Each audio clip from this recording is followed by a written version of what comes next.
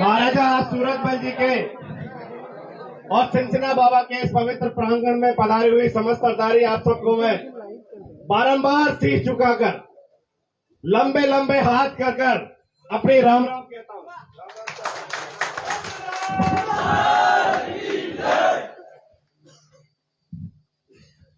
परसों तक मैं भी बहुत हताश था, बहुत दुखी था।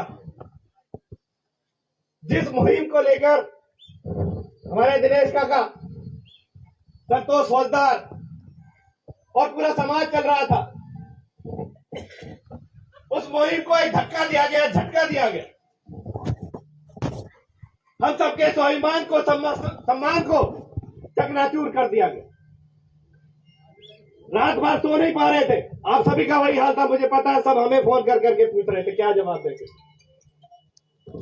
कुछ कहने लायक शब्द नहीं थे हमारे पास। बार बार अपने पूर्वजों की, पुरखों की तस्वीरें सामने आ रही थी, सोते हुए जाग जाते थे हमसे। महाराजा सूरजमल, महाराजा जवाहर सिंह, महारानी किशोरी, राजा मान सिंह, राजा बच्चू सिंह, सब पुकार कर हमसे कह रहे थे, चीख कर कह रहे थे कि लाला हमारे स्वाभिमान है, सम्मान है, बचाओ तो बचा ले। मैंने कोई गलत ना करो,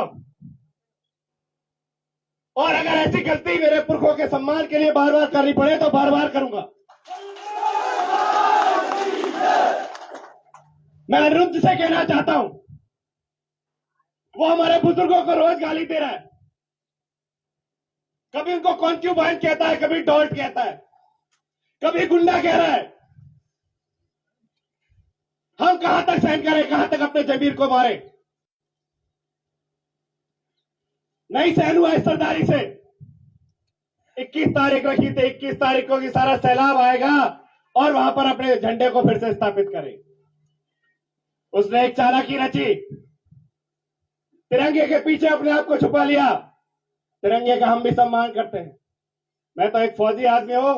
एक फौजी आदमी के लिए तिरंगे से बड़ा कोई सम्मान नहीं हो सकता। हम लोग जब सरहद पर बढ़ रहे होते हैं तो तिरंगे को अपने सीने में गाड़ लेते हैं ताकि दुश्मन उसे गिरा ना पाए। और ये रियासतकालीन ध्वज,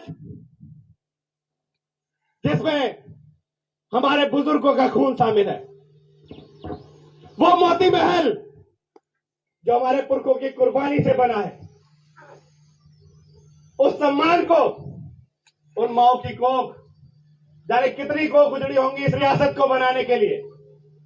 आज एक छोटा सा बेवकूफ बच्चा आता है और वो कहता है कि ये रियासत है ही नहीं। इस रियासत को गाली दे रहा है वो। अब तक तो अपने परिवार में लड़ाई लड़ रहा है, खूब लड़ा अपने परिवार में। तेरी परिवार की लड़ाई के बीच में कोई नहीं बोला। अपने बाप से लड़ रहा है, बाप से लड़। लेकिन अगर तो इस समाज के स्वाभिमान को, सम्मान को ठेस पहुंचाने की कोशिश करेगा तो एक नहीं हजारों मनुदेव पैदा होंगे। तुमो होएगो ठाकुरन का खून, हम में जाट का खून है, महाराजा सूरजमल का खून है कि बच्चा में महाराजा सूरजमल का खून है। हम अपने अधिकार लेना जानते हैं। हमने परसों तक ऐसे ही राज नहीं किया। चाहे बाहर से कितने ही मुगल आक्रांता आए हो, अंग्रेज आए हो, हम पर फतेह नहीं पा पाए। तो आज सबके माध्यम से यही कहना चाहता हूं मैं, आप सब लोगों में जो जोश है, जो जुनून है, मैंने तो ये सोचकर गया था कि आज मैं अपनी कुर्बानी दूंगा, क्योंकि हो सकता है वहां पे उसके पास हथियार हो। भाई हथियार चला सके वो, तो मैं मर भी सकता हूं। लेकिन आने वाली पीढ़ी के जो बच्चे हैं, इनके लिए वो एक गौरव दे जाता, वो सम्मान दे जाता कि बाहर कभी ये जाएंगे तो सीना ठोक के कह सकते हैं हम सिंधनी के भाई, हम सिंधनवार हैं।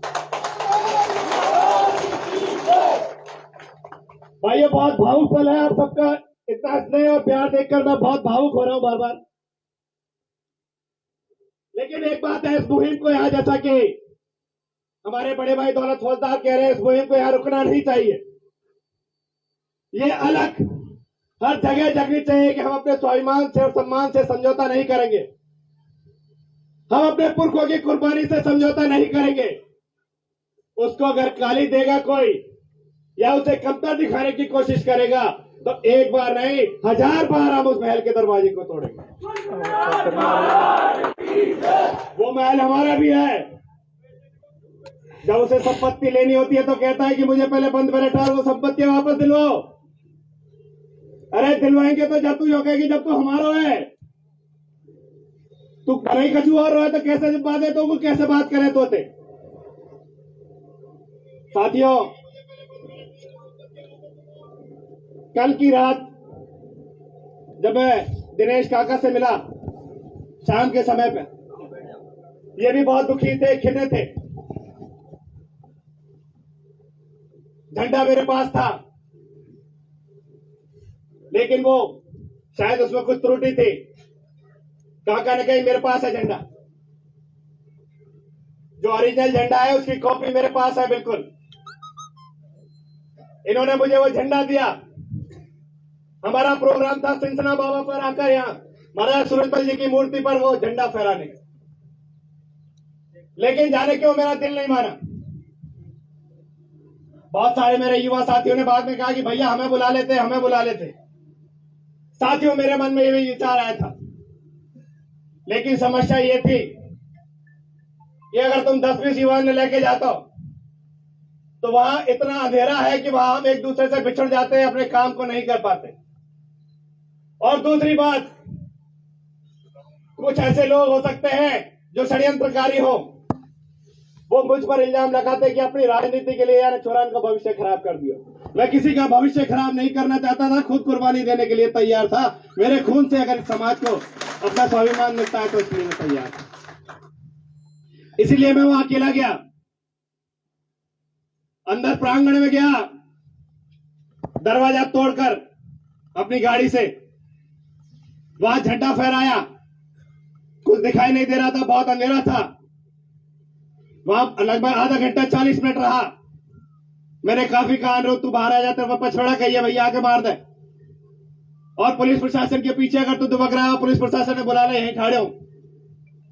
40 मिनट तक मैं वहां था, कोई नहीं आया। मैंने अपने ध्वज को प्रणाम किया और अपने ध्वज को वहीं गाड़ कर, क्योंकि तिरंगे को तो मैं हटा नहीं सकता था, उसका अपमान कर नहीं सकता था, इसलिए तिरंगे को, अपने ध्वज को, रियासतकालीन ध्वज को वहां गाड़ कर मैं वहां से वापस चल दिया। अब देखिए कैसे आप लोगों का प्यार और हमारे पुरखों का आशीर्वाद मुझे यहां ले आया। मेरा मकसद था घर जाऊंगा, आराम से गिरफ्तारी दूंगा। भाई मुझे पता था इसके परिणाम क्या हो सकते हैं, मुझे पता था गिरफ्तार होऊंगा, मुझे पता था ये टॉर्चर भी कर सकते हैं मुझे, और महल में अगर आमने सामने हो गया तो मार भी सकते हैं, मार के कोई गाड़ हो सके और कुछ इल्जाम भी लगा सके, चोरी का लगा सकते हैं, कोई उल्टा सीधा इल्जाम भी लगा सकते हैं।